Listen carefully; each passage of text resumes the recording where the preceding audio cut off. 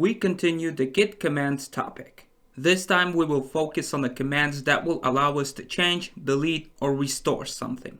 Let's start with the git rm command with a file name or a path. Rm stands for remove. With this command we can remove a file both from the working directory and the staging area. Of course, such a file will not be removed from the previous commits. So we can always restore such a file from the previous commits in which this file still was available. The rm command by itself without the git phrase will only delete the file from the working directory. Git rm cached file. This command removes a specific file only from the staging area. It does not remove it from the working directory. Such a file stays in our working directory and becomes untracked. So rm file removes the file only from the working directory. Git rm cached file removes the file only from the staging area. And git rm file removes the file from the working directory and from the staging area. The next command is git mv. mv stands for move. In this command we give the name of the file and after space the name of the file that is supposed to replace the previous file. So in fact, this command is for renaming a file. One file is deleted and another is created with the same content but a different name. Git checkout or git restore and a file name. With this command, we can restore the modified file in our working directory to the state of the last commit.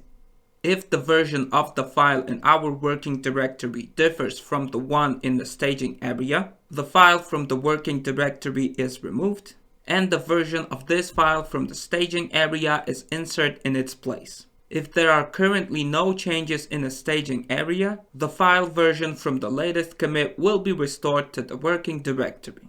However, please note that this command should be written like this with the double dash and space. Without it, it will usually work if we work on a small project, but it is safer to always write it like this. Instead of a file name, we can use, for example, an asterisk symbol. The asterisk txt would apply to all the files with the txt extension.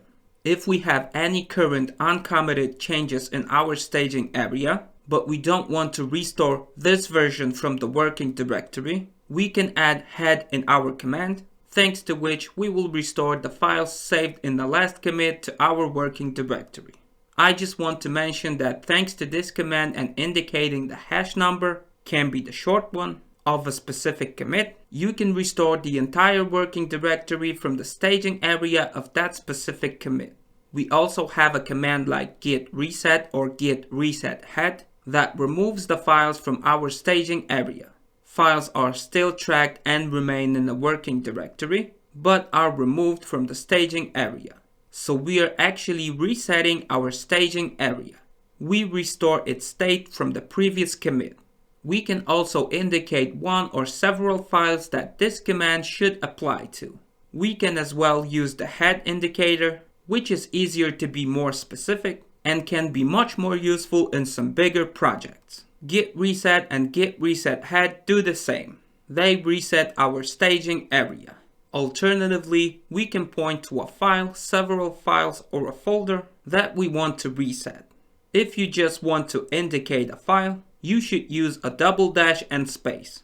If we are using the head indicator, a double dash is not required. Worth remembering. Git rm removes the file from the staging area and the working directory. Git rm cached removes the file only from the staging area, and the file becomes untracked. Git checkout or git restore restores the staging area file to your working directory.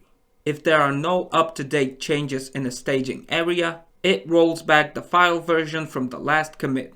Git reset head file removes the changes from the staging area that were made there after the last commit. At the end, I will say few more things, including something about the branches. So let's keep on going.